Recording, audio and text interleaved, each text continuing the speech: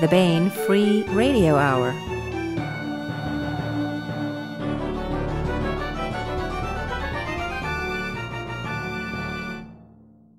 On the podcast, in an ironic turn, darkling babies from Underhill still the breath of newborn kittens in a bid to get cute enough to appear in disposable diaper commercials and talking baby movies.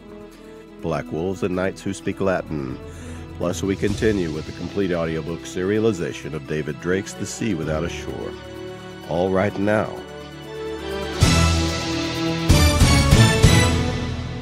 Welcome to the Baen Free Radio Hour podcast. It's an honor to have you along. I'm Baen editor Tony Daniel. We have an interview with Wen Spencer this time. She's talking about her new contemporary fantasy adventure novel, The Black Wolves of Boston. Wen has branched out from her Elfhome books with this one, and it's a winner. Also with us for the interview is Baen publisher and my boss, Tony Weiskopf. And we continue with the complete audiobook serialization of The Sea Without a Shore by David Drake. Now here's the news.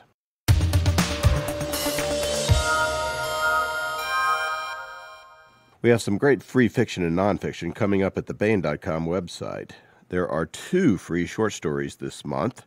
One is De Britannici by D.J. Butler. This is a story set in the very cool Appalachian magic-influenced world of his upcoming debut fantasy novel, Witchy Eye.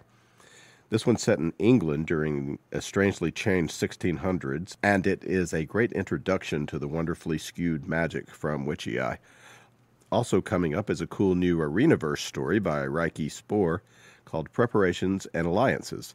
This is a prequel to his upcoming Arenaverse novel, Challenges of the Deep. This one has action outside the arena and back in normal space here in the solar system as humanity prepares for what it means to have become the enemy of an alien species with millions of years of malevolence in its long history. De Britannici by D.J. Butler and Preparations and Alliances by Reiki Spoor both will soon be up at Baen.com front page and then will be in the Free Fiction 2017 ebook collection, which you can download for free at Baen eBooks.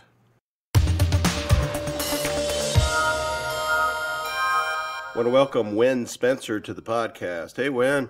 Hi, Tony. Thanks for having me. We also have Tony Weiskopf, Baen publisher, here along with us this time, which is cool. So Wen Spencer is the creator of the contemporary fantasy science fiction hybrid Elfhome series. She's the author of science fiction novel Endless Blue.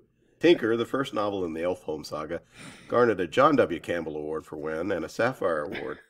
Wen lives in beautiful Hawaii, fairly close to a rather active volcano, which must add some excitement to each day. The Elfhome series includes Tinker, Wolf Who Rules, Elfhome, Wood Sprites, and most recently Project Elfhome. She's also the author of contemporary fantasy novel 8 Million Gods, and now at booksellers everywhere, The Black Wolves of Boston. When The Black Wolves of Boston is a bit of a change for you. 8 Million Gods had a contemporary fantasy feel to it, but Black Wolves has the whole full deal. It's got werewolves and vampires straight out at the starting gate.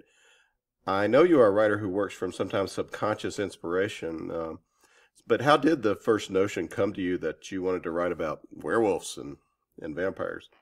Well, when you're working at a high level of creativity, it's kind of like you got this fire hose. All the ideas just come pouring out. When you're awake, you're controlling the flow. You're going, how can the hero get out of this mess? How can I do this? How can I do this? And you stay focused on one plot line. And so you're targeting all that creativity. The problem is that there's no off switch. So when you go to sleep, your brain is still spitting all that stuff out, but you're not controlling it. So I have the weirdest dreams. I mean, they're really totally crazy, out from left field kind of stuff. And when I wake up, of course, I have my mind trained to think story. Everything has to be story. So I wake up from these weird dreams. My brain kind of just immediately starts trying to translate it into a story. And it's kind of like handing a Rubik Cube to idiot savant. Laying in bed and my brain is going, well, we can change this and we can move that around and we can plug in this and it will be a cool story.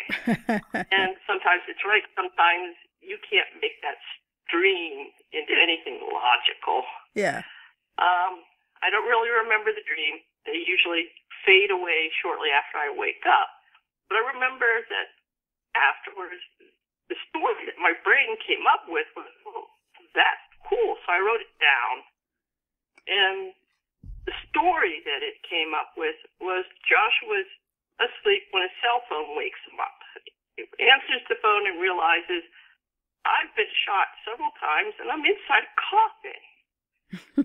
He's calling him really worried because they've been to the house where Joshua lives and it looks like this war had broken out. And the caller wants to know if Joshua's all right, where he is, and if Decker is with him. And Joshua rolls over in the coffin and Decker's beside him, dead to the world because he's a vampire and it's daytime. Tells the caller, fine, Decker's fine. He has no idea where they are because it's daytime. Sitting out in the sunshine, he can't open up the coffin and look to see who he is because that would kill Decker. So he's like, I'll get back to you. Hangs up and goes back to sleep. And Decker wakes up and thinks about teasing Joshua, but says, yeah, it's not a very smart thing to do to tease a werewolf when you're locked in a coffin with them. And this little snippet is only like 500 words long. But I really, really liked it. You know, why were these two people together? You know, why were they friends? Who would attack a vampire? You know, how did they get to this situation? And I started about it, and the next thing I knew, I had half a book. And we should point out at this at this juncture that this book was not originally contracted for. Oh no! This was not among. Come and grab me.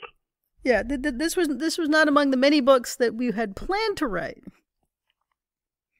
No, it just jumped up, grabbed me, and said, "Write me."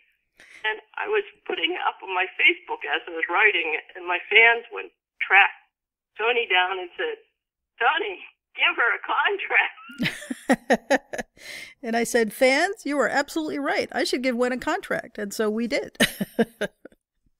Yeah, I should. By the way, I should point out that we're running a contest to give a free autographed copy of this hardcover away this month, and this may be the largest number of entries I've ever had in a Baen.com front page contest. So the magic rules of this world—they're pretty clear. They hang together really well. We start out knowing nothing really at the beginning, which is that this gradual revelation is really cool the way you handle it. And it's really fun in the book. But so we don't want to give too much spoilers here, but we have to do something to talk about the book at all. Can you give us an idea of how the magic's set up and how it breeds magical beings in this world? This is present day, basically, right?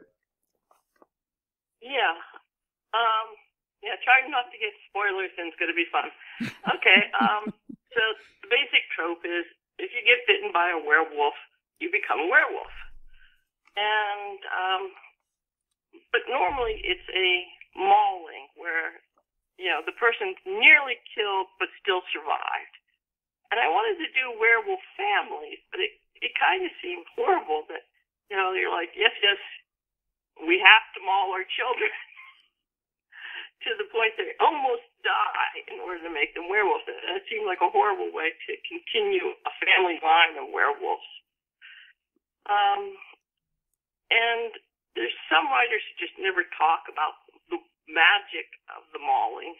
And there's others who say it's a virus where the smallest nip can transmit the disease. I really wanted to make it a magical cause. So I came up with the idea that all the werewolf magic came from one common source, and they call it the source, and it's the pack magic. And basically, the werewolf bite is a magical wound, and by that wound, it opens up a hole to the source, and the magic flows into the person and makes them a werewolf.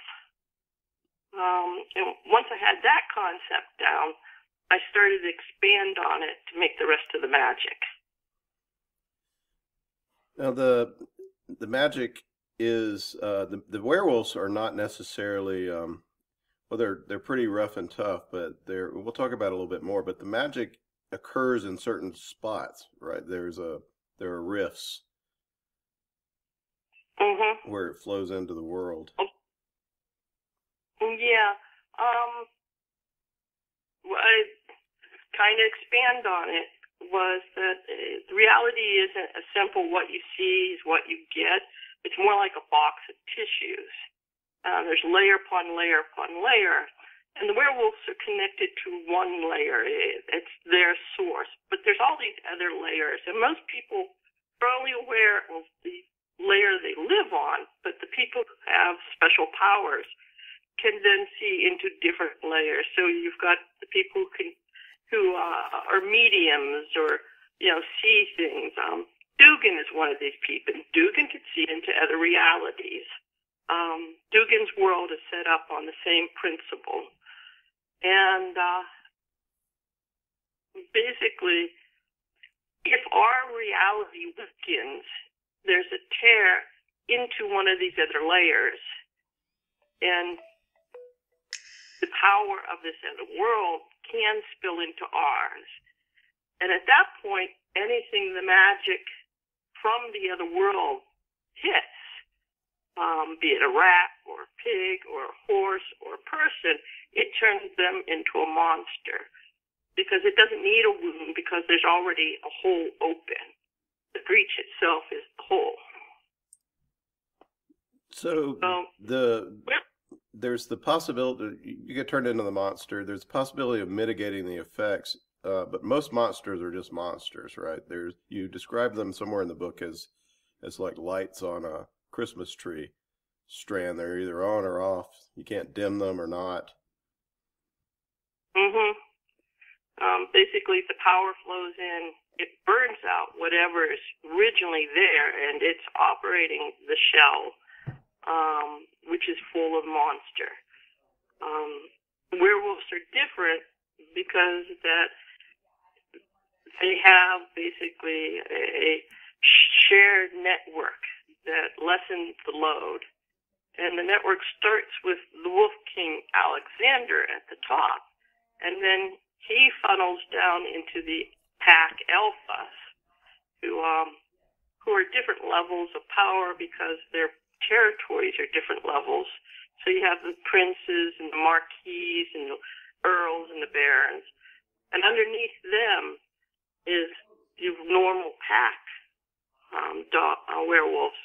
So basically, you have this whole tree of interconnections that keep the power from overflowing and destroying the person and allows them to tap the magic but not be overwhelmed by it. And if they don't have that pack structure, then they're feral, right? They're feral werewolves, and they're hopelessly monstrous. Yeah, that's where ferals are the ones where the connection into the pack wasn't made, and basically the power has burnt out the human being, and all you have is the power operating a body. And ferals never turn into humans. They stay wolves. They look different from normal werewolves, and all they're focused on is killing things, anything that comes in their path. So they're really, really dangerous. And anything they bite and don't kill becomes a werewolf. So it's a very quickly spreading, kind of like a disease vector, but it's all magic. One feral can make 100 in a short period of time. So almost anybody who knows about the ferals will kill them on sight. So in the book, we're in a modern setting, like we said, Boston, upstate New York, and even some in New York City. Location always seems to be important in your work. For instance, The Tinker and those books, the Elfhome books, take place in this changed Pittsburgh. You really bring Boston to life in this one. Did did you do a lot of research? Is this pretty much meant to be modern Boston? Yeah, it's mostly our Boston. I had lived in the suburbs of Boston for 10 years, so I knew the city somewhat. I can't say well, because I lived in the suburbs, and I only came in the city mostly for conventions. Because there's a Regia, Boscone, and ReaderCon. The ReaderCon's out in the middle of nowhere. So I knew the city, but I still need to do lots and lots of research. When I was at Boscone once, I was talking that I wanted to use Boston in a story, but I was afraid that if I got the details down, that people would track me down and to correct me. And the room full of people go, "Oh no, we would never do that." I'm afraid if I get the door closure alarm, the sound that the subway makes just before the door closes on the red line, that people would, if I get that wrong, I'm afraid that people would yell at me. And everybody who just said that they would never correct me said, "It isn't an alarm." A woman said, "Supposing please step away from the door."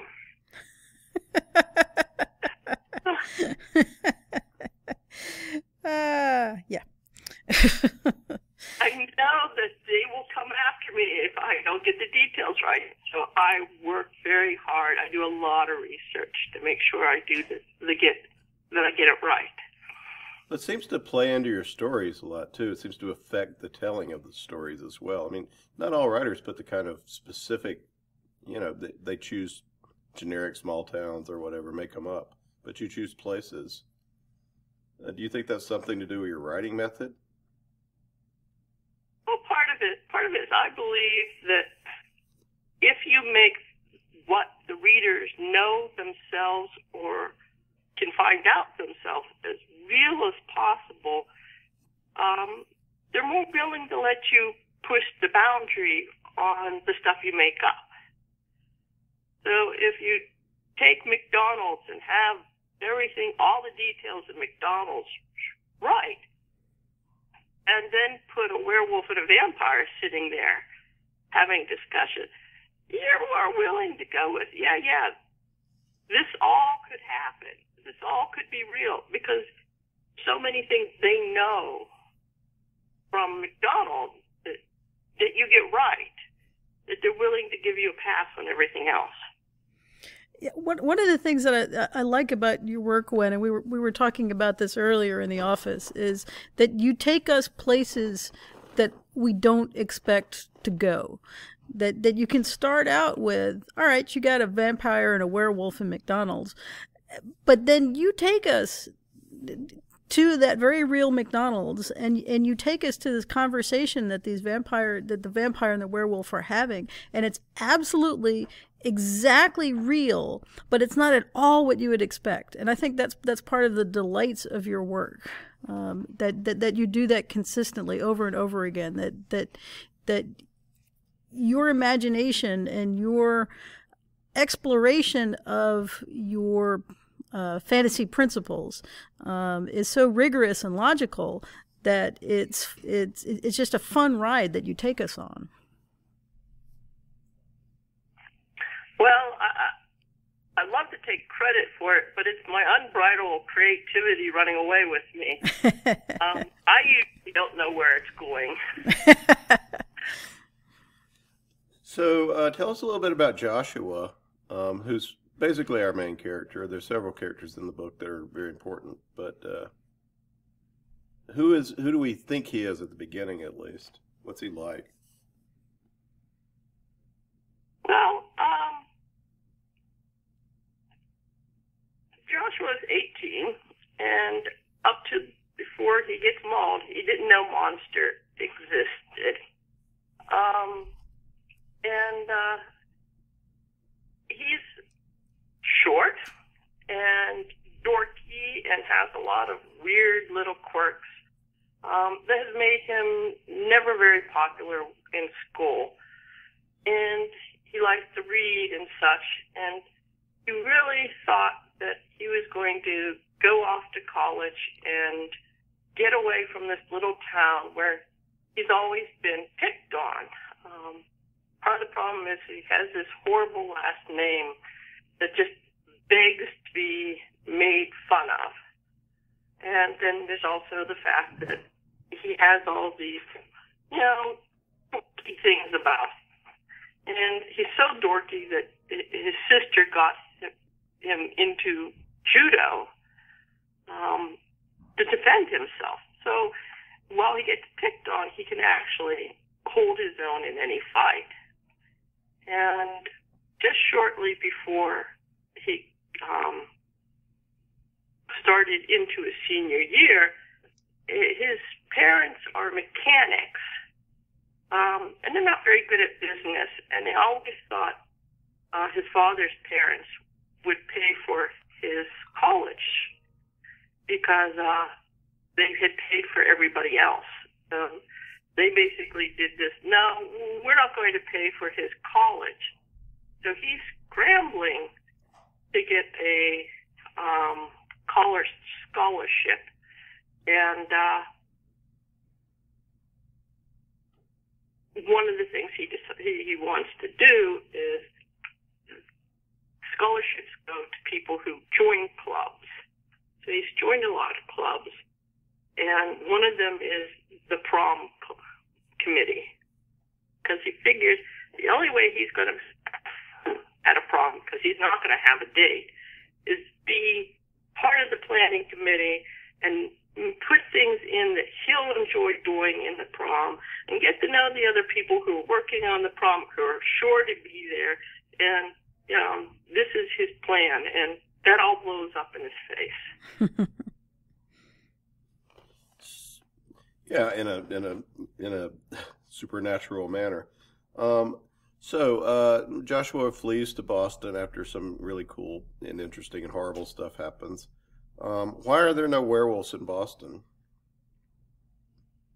Well, we had talked about the breaches, and basically what had happened was there had been a really, really bad breach 3 years earlier, and it took out the entire pack, except for Seth, who is the son of the prince.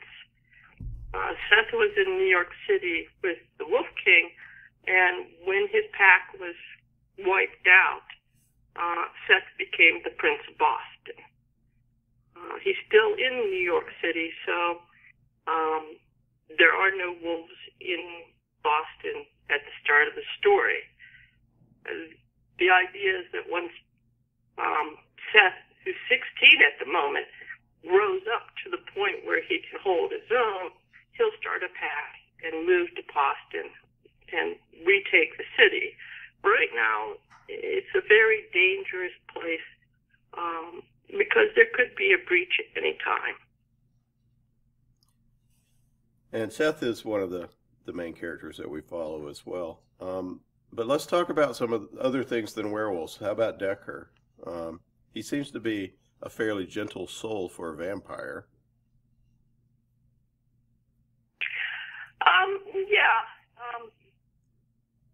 I kind of based Decker on my husband, who I've said many times is kind of like Dalai Lama.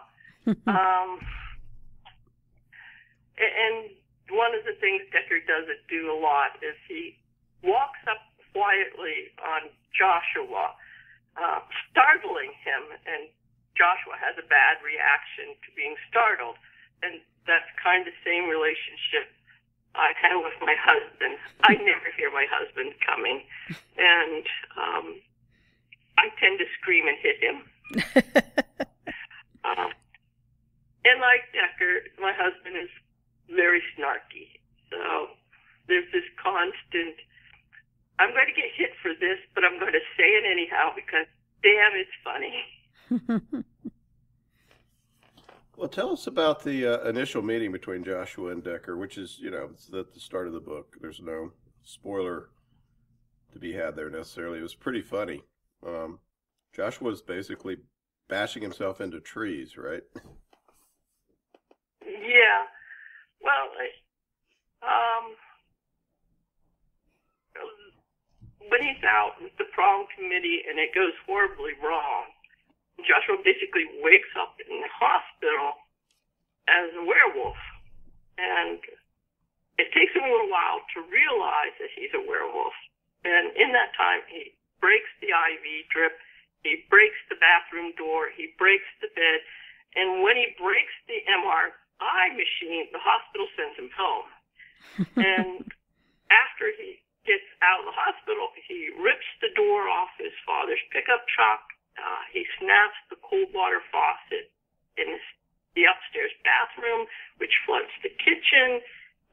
Then he puts his hand for the neighbor's door, trying to get help with the flood. And then his neighbor gets electrocuted, and they have to call the ambulance, do CPR. And after all this, he's like, werewolf bad. I need to get away from my family and friends. So he runs away to Boston. He has no plan. So he's broke, he's starving, and he has this whole second personality, which is the magic influencing. He calls it the wolf. He doesn't know what's going on, but he's in this park trying to get food, and that leads him to running around trying to catch rabbits. And every time he misses a turn, he slams into a tree. And meanwhile, Decker is a vampire, and his magic ability is to find anything he wants. Before he became a vampire, he was a human who was a water drowser. And but he worked as a water drowser, but he can't find anything he puts his mind on. And it's been 300 years of him being a vampire, and he's lonely, and he's so lonely that he's depressed to the point where he's suicidal. But he's Catholic, so there's the whole, if you kill yourself, you go to hell. And as a vampire, he knows hell is real. So he really doesn't want to kill himself. So he basically wakes up at dusk and does this, okay, I need to solve this problem. I'll find something that can make me happy about being alive. So he uses his magic ability, and it leads him to the park where Joshua is.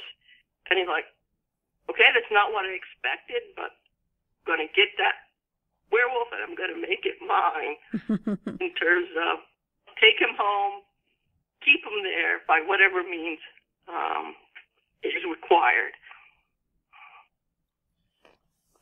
And one of the things I like about your characters is that these guys are trying to do right the best they can given what they're working with, and they're not given a complete understanding of the universe, and they're not given a lot of resources, but they're trying to do well by themselves and by their families. And I think that's one of the reasons why your works are so readable, is that you can really sympathize with these guys.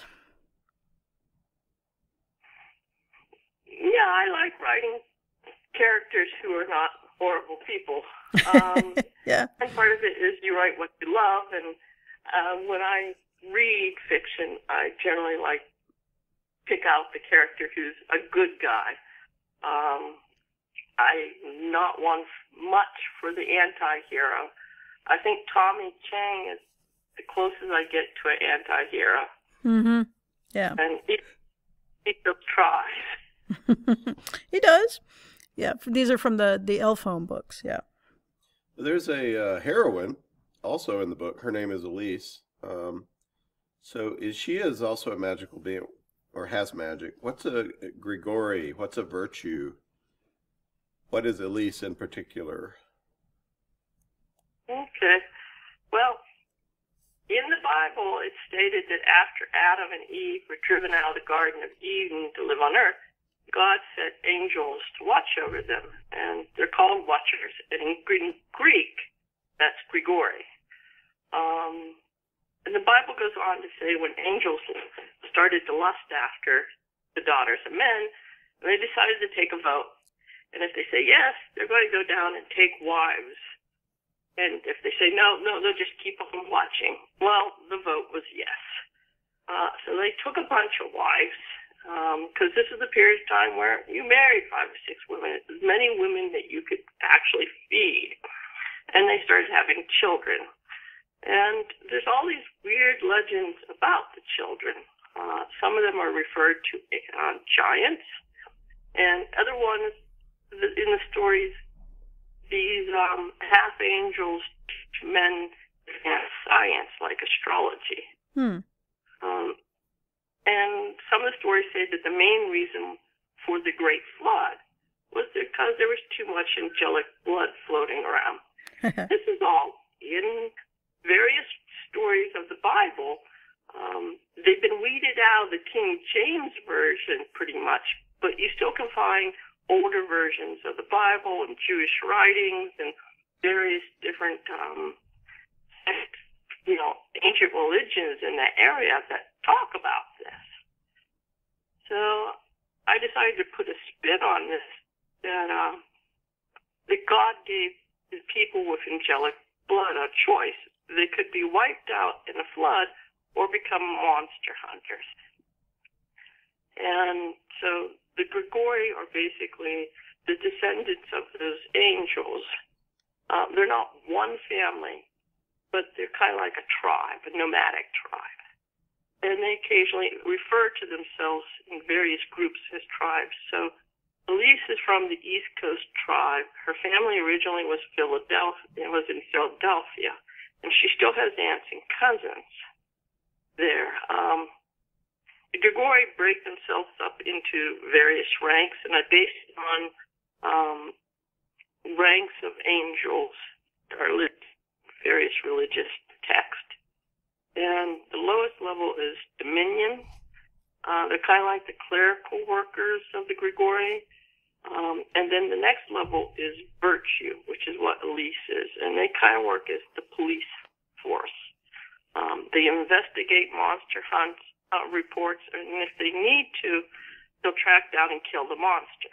So the Angel and Dugan story, does a bear shoot in the woods, was a virtue.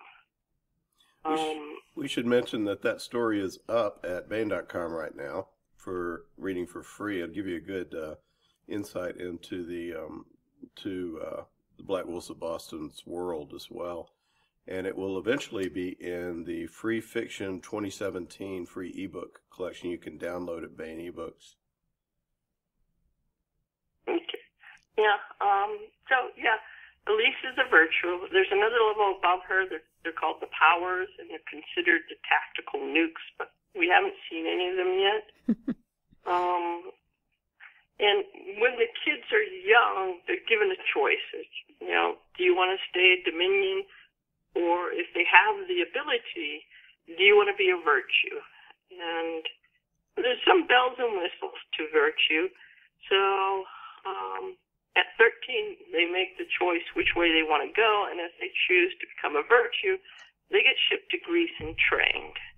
And because it's a very tight-knit, close community, it's kind of like a golden period for the girls. For all of them, they're both males and females, but it's a period of time where you're with like-minded people with like abilities, and there's no real jealousy that they have to deal with because the Grigori are beautiful people, and generally it triggers all sorts of problems with people around them. And then when they turn 18, they're given 2 magical daggers and sent out in the world to live alone.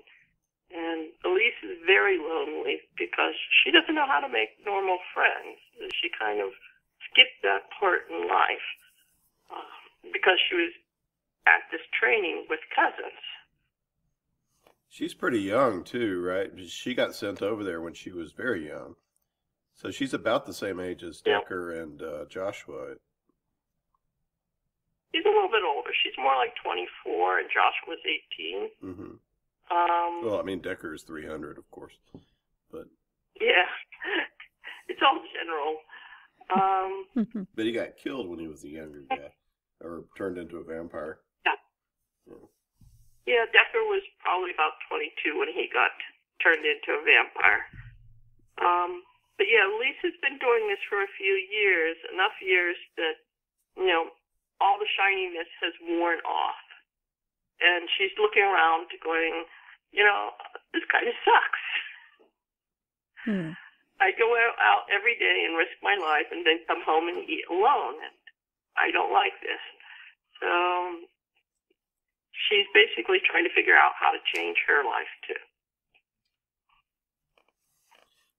So there are these are our heroes, including Seth, who is who's the heir apparent to Boston, but he lives in New York at the start of this story. He's a werewolf. Who are the bad guys? These awful people called the Wickers, right? Mm-hmm. Tell us about them. Yeah. Okay. Well, in my world, I have witches, and then I have witches, and they all share certain abilities. It's how they choose to use those abilities that make them evil. Now, all witches have a power they call persuasion, and it's a power that lets them basically push humans into things that they normally wouldn't do. So a strong witch could walk into a car dealership and ask for the keys for the best car, and then have all the proper paperwork signed, and then drive away with the car without it ever reported stolen. What makes Wickers evil are that they use blood magic. They do actual human sacrifices. And what they do with these sacrifices is they craft wooden constructs out of branches and such, and then they tie a human life force to the construct to animate it. And then through their ability, their persuasion ability, they can control the construct as if it's a robot. Well, tell us. I mean, at the opening of the book, we encounter this really scary monster that they've constructed called a huntsman. Can you just tell us about the bad magic that they've used and how that thing is animated, and it's really hard to kill as well, right? Yeah. Basically, the Wickers have made this thing, and then they killed Joseph's neighbor, Joe Buckley.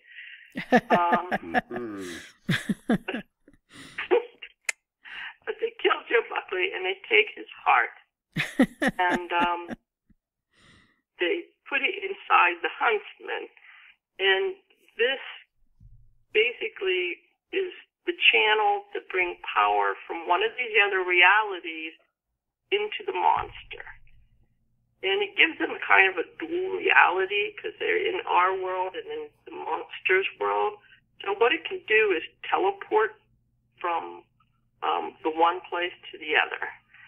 And they give it life with the human sacrifice.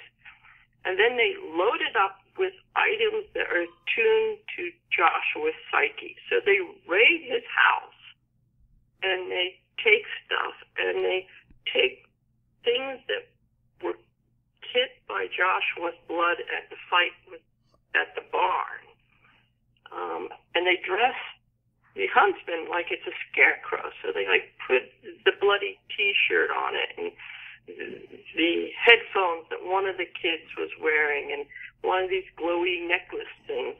They load it all up onto the huntsman so that it can locate Joshua at a distance and basically teleport right beside him. And it also can teleport other constructs to its location by killing people. So it kills a person, and that becomes basically a seed bed for a hound. So the huntsman has any number of hounds with it that it can summon up the killing people. So it's really scary. Joshua, and he doesn't know it. So he's really taken back when it shows up. It's kind of like a magical version of it's kind of like a scarecrow Terminator that they have to deal with. Yes, it is. Fortunately, Elise is around. Also, that creepy crawly math homework thing, that really creeped me out, especially when they opened it up. Well, it's the same general idea. They took Joshua's math book. It was a calculus book because it's attuned to Joshua. And they basically kind of did a crossing between origami and then weaving, where they put all the pieces together.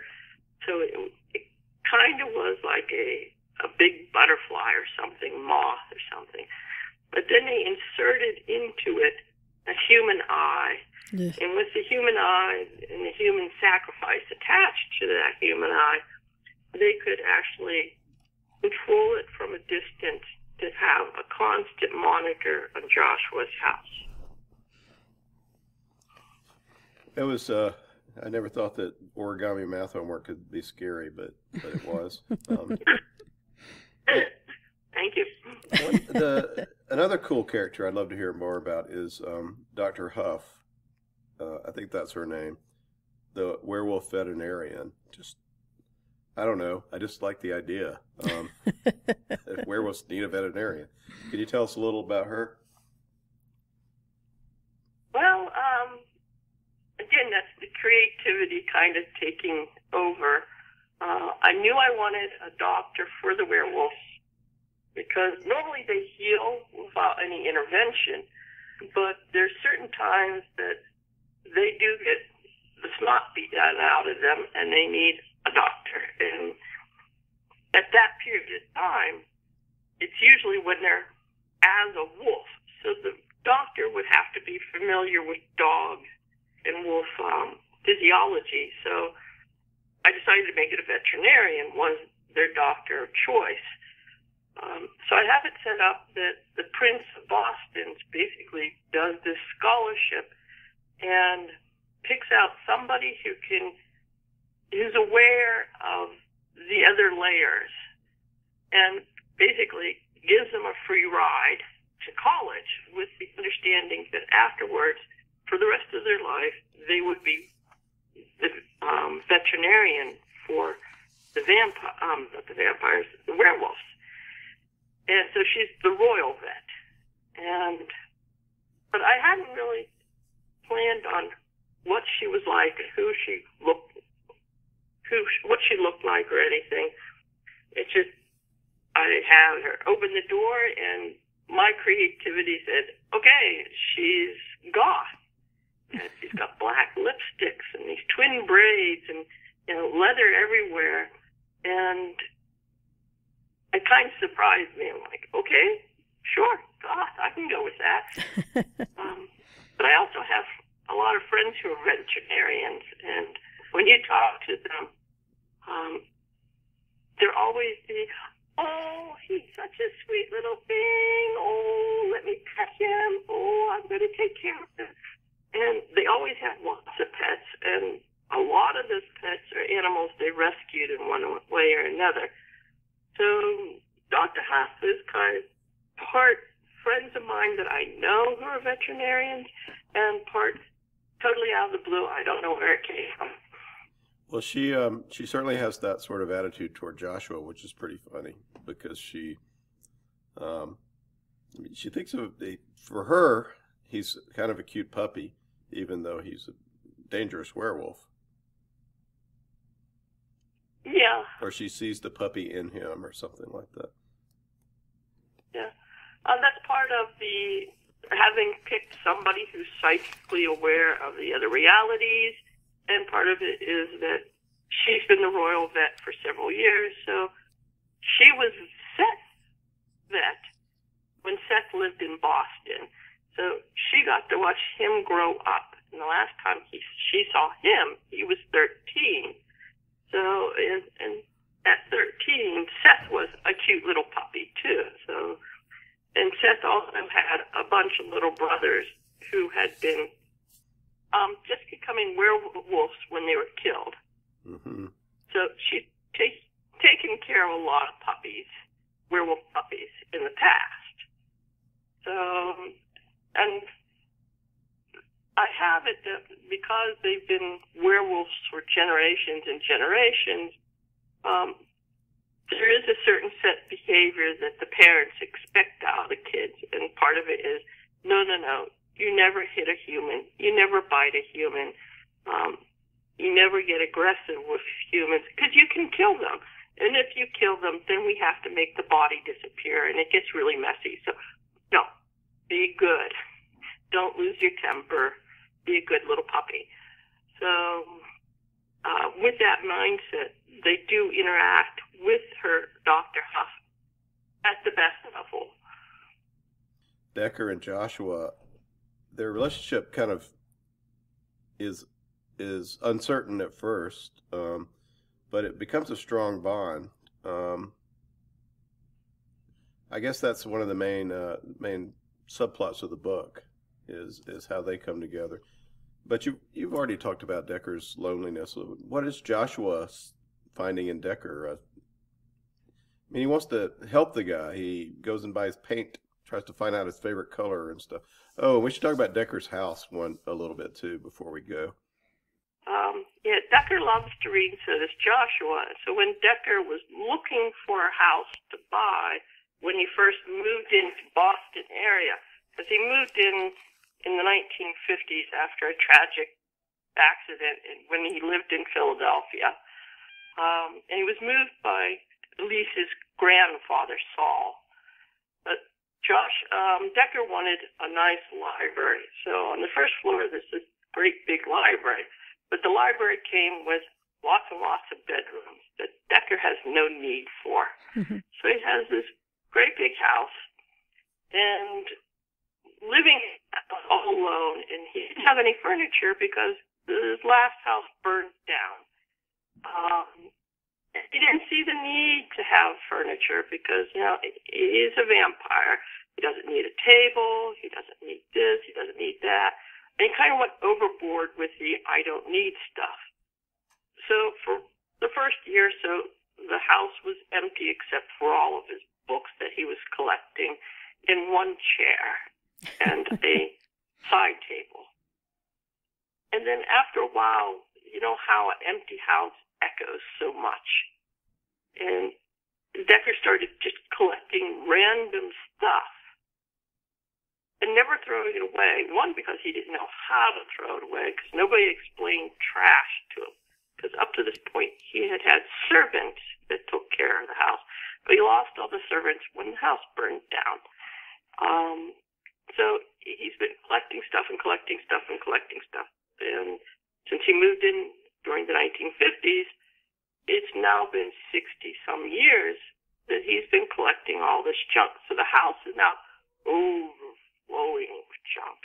And it's never been cleaned. It's never been properly, the paint starts to peel after 40 years.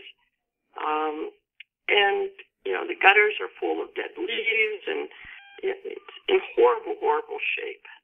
So part of Joshua moving in with him is I have somebody who knows how to take care of things, who can be awake during the day and take care of things like call the bank and set this up, and call the garbage company and set up garbage pickup, and just on and on of things that can be taken care of only during the daytime. But, what I liked about the very first piece that I wrote about the two of them was I liked the level of trust and friendship, where, obviously Joshua would die to protect Decker, and Decker would carry him off to middle nowhere and tuck him in a coffin beside him to keep him safe. Yes, he'll tease the heck out of Joshua, but no, he cares about Joshua, and I try to continue that, but basically show the beginning seeds and grow it. And Joshua never really had close friends in high school. And, when you're growing up, you have that in elementary school, your friends are the kids that live next door to you and who are the children of your parents' friends. And in high school, normally it's the kids who sit next to you and who share your locker, who you eat lunch with. And you really, you might not have a whole lot in common with those people. You're just thrown together and you do the best you can with what you're there to work with. But in college, you start making friends, based solely on shared interest. And this is basically the first adult relationship for Joshua. There's that friendship that isn't just because, the person lives next door. And so he's getting all sorts of, oh, you like books too? I love books. Have you read this book? Oh, yeah, you read this book too. Let's sit and talk about this. I've never heard of that book. That's cool. And they both also share an interest in architecture. And they're having fun sharing the things that they like that the other person might like. So there's this whole, building a relationship that has nothing to do with monsters and stuff like that. Yeah, it's a really cool thread that works through the book. So you have a sort of coming of age story for Joshua and even for Decker to an extent within this perilous adventure that they're having with bad guys chasing after them, etc., and them trying to solve a magical mystery. I also want to add in, I am working on a sequel for Black Wolves 2. Excellent. Good. Do we have a title? No, I don't. I haven't figured it out, but it figures big with a penguin. So, part of me is like, where penguins of Boston? No, I don't think that will go.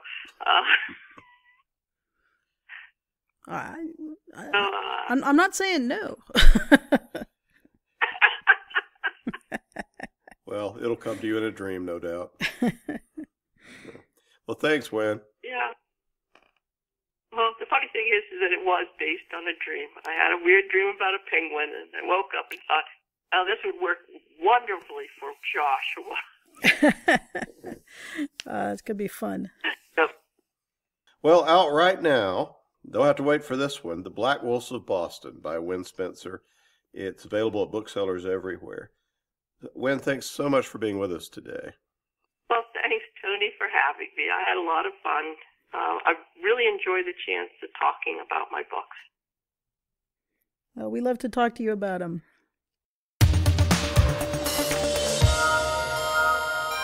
Now we continue with our complete audiobook serialization of David Drake's The Sea Without a Shore. It seems Cinnabar's chief spy master is a mother also, and her son is determined to search for treasure in the midst of a civil war. Who better to hold the boy's hand and to take the blows directed at him than Captain Daniel Leary, the Republic of Cinnabar Navy's troubleshooter, and his friend the cyberspy Adele Mundy. The only thing certain in the struggle for control of the mining planet Corsaira is that the rival parties are more dangerous to their own allies than to their opponents. Daniel and Adele face kidnappers, pirates, and a death squad even before they can get to the real business of ending the war on Corsaira and bringing their charge home, maybe along with ancient alien treasure. Now here is the next entry of David Drake's The Sea Without a Shore. Chapter 26. Outside Hablinger on Corsaira. Adele was familiar with the odor of swamps. She had landed on many swampy locations since she began accompanying Daniel Leary, and indeed, Bantry's marshes, the water flowed there, although slowly, were a very similar environment. The smell of this warm, wet air circulating through the cache's open hatches was unique in her experience, however. It wasn't uniquely bad exactly, though when Adele actually thought about the stench it was pretty bad, but it was certainly unique. She hadn't particularly noticed it when they landed 6 hours ago, but it had become more insistent now that the sun was down. It probably had to do with the way the explosion had stirred and homogenized the soil. "They've stabilized the Borea by lashing her to the Nembo and a freighter, so she isn't going to sink completely after all," said Corey from the command couch. "I wouldn't bet she could be made serviceable again, though, at least not economically." Corey was watch officer tonight, so he was helping Adele sort Pantalarian communications. His expertise made him ideal to monitor the destroyer squadron and the Pantalarian naval presence generally. Vessie's enthusiastic certainty that Admiral Stanzi's ships would be out of action for a week or longer appeared to have been correct based on the discussions Corey was reporting. "The Army is dealing with rescue and damage control," Adele said from her usual place at the console's rear position. "I don't see any signs that an attack is planned, and they've evacuated the remaining strongpoints." "I wouldn't have thought there was much damage that you could repair," Corey said as he sorted. He and Cazalet, when he was present, worked as though they were Adele's separate limbs, doing what she requested with skill and flair. Though not as yet, she smiled minusculely, as much skill and flair as their teacher. "The blast shook down houses in Hablinger," Adele said. "They're digging people out and lifting walls where they can, where the sheathing kept the walls together. I'm afraid there are many dead. Another blast could level most of Hablinger." The only discussion of Adele's claim that there were other mines was between high officers, but the garrisons of the remaining strongpoints had been dribbling back into the city as soon as they learned that Point 3 had vanished. By the time Pantalarian headquarters put out a formal recall, the outlying posts were already abandoned. "Are there more mines?" Corey said. "Though I don't think they'd be necessary. The Navy at least will mutiny if Arno doesn't accept the offer." "No," said Adele as she continued to cascade data down her display. "I suppose they could be placed easily enough if they were needed. The miners might have to use other techniques as a result of what the first explosion did to the ground, but I presume Brother Graves would be equal to the challenge." She had access to everything except Commissioner Arno's own communications. Unless he had been killed, unlikely because someone else would have mentioned it, Arno was using couriers and handwritten messages. Or he could be sitting in his trailer in a circle of empty bottles, but his subordinates would probably have been discussing that on the communications net. The hatch between the bridge and the hold was open, but Barnes rapped on the jamb instead of entering. The rigger was in charge of the 4 guards at the main hatch. "Ma'am," he said, frowning. "There's a guy here to see you. He says he's an envoy from the Wogs. The ones we're fighting, I mean. He don't have a gun." Now Adele frowned. There hadn't been anything in official communications about peace emissaries, though quite a number of Pantalarian personnel had been discussing surrender among themselves. "Send him to Captain Leary," Adele said. Daniel was in the headquarters complex. Brother Graves and his team of miners and transformationists had quickly created a hamlet of barracks and meeting rooms from the plastic sheeting which the Kaisha had brought on her hop from Brotherhood. "No, escort him to the headquarters, or—" She wasn't usually indecisive, but this situation was unexpected. There wasn't a hint of this in the communications traffic. Perhaps she— "Ma'am," Barnes said. "He says it's you he wants, not 6. That's why the perimeter guards brought him here. He's just a sergeant, ma'am." "I'll see," Tovera said. She held her submachine gun. "If he's planning to kill you, will you want to question him before I finish him off?" "Yes," said Adele. That was a Pantalarian response she hadn't considered, though surely an assassin would be even more interested than a peace envoy in seeing Daniel rather than her. Tovera slipped out. Barnes stood in the hatchway holding his impeller crossways in front of him like a quarterstaff. Adele smiled faintly as she rose to her feet. Barnes couldn't have been really worried that a killer would overcome Tovera, but the sissies didn't take chances with the safety of a mistress. A moment later, Tovera said, "It's all right, Barnes," and the rigger moved to the side. Tovera entered, still holding the submachine gun, but now smiling. Behind her was a middle-aged man in rumpled, muddy Pantalarian utilities. The blouse bore no name tag. "I didn't expect you, Commissioner Arno," Adele said, taking her hand out of her tunic pocket.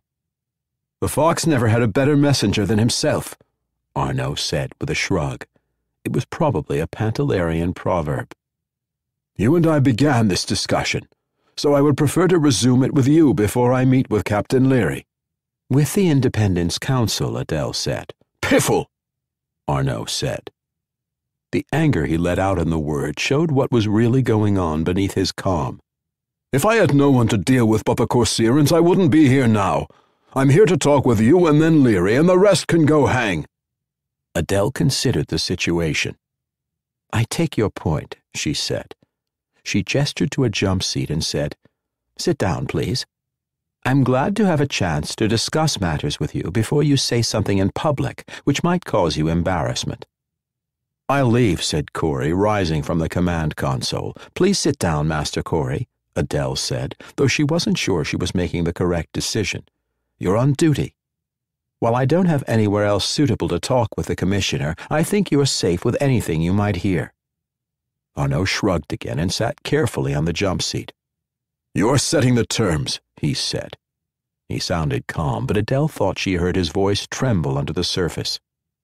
To get the basic point out of the way immediately, Adele said, Evidence in your personal console will show that you were a Cinnabar agent while Cinnabar was at war with the Alliance of Free Stars. You communicated with your handlers through Bantry Holdings. Furthermore, it will show that you conspired with Captain Leary to betray your force on Corsaira to Captain Leary. The signal detonating the mine which stranded your squadron was sent from the network computer in your headquarters. Unexpectedly, Commissioner Arnaud laughed. I assumed there would be something of the sort when I realized who you were, he said, which I didn't do until you made the surrender demand in your own name this morning, unfortunately. And I'll admit that I didn't expect quite so elaborate a frame-up, though I suppose I should have done. He shook his head, then showed another flash of anger as he snarled. You must think I'm a complete fool, milady.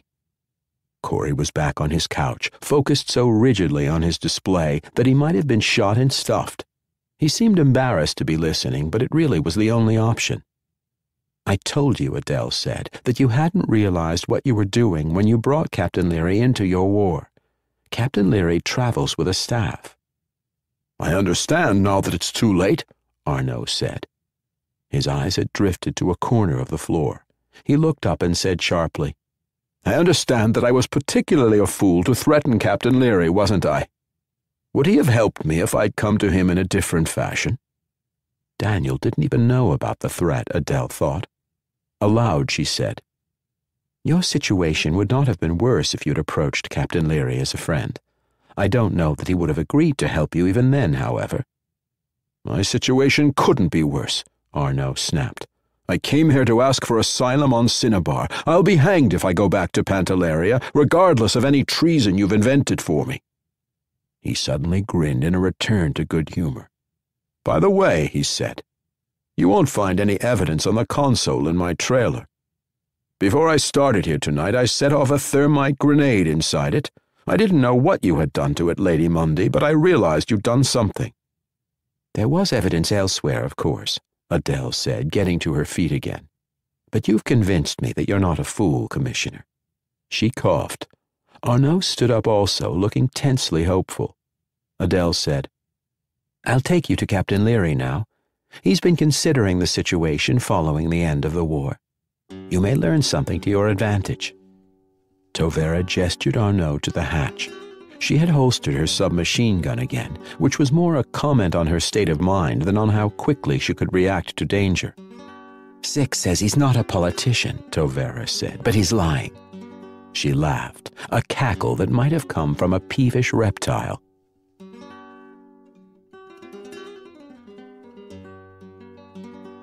That was another entry in our complete audiobook serialization of The Sea Without a Shore by David Drake. And that's it for the podcast. Thanks to Audible.com and to podcast theme composer Ruth Judkowitz. And a creaky oaken cask of purple drifting river fog bottled and sold to dyspeptic realists who want to breathe a little mystery back into their relationships, and to hopeless romantics who need a whiff now and again for medicinal purposes, plus the moonlit howls of a pack of happy reader puppies for Wen Spencer, author of The Black Wolves of Boston. Please join us next time here at the hammering heart of science fiction and fantasy, and keep reaching for the stars.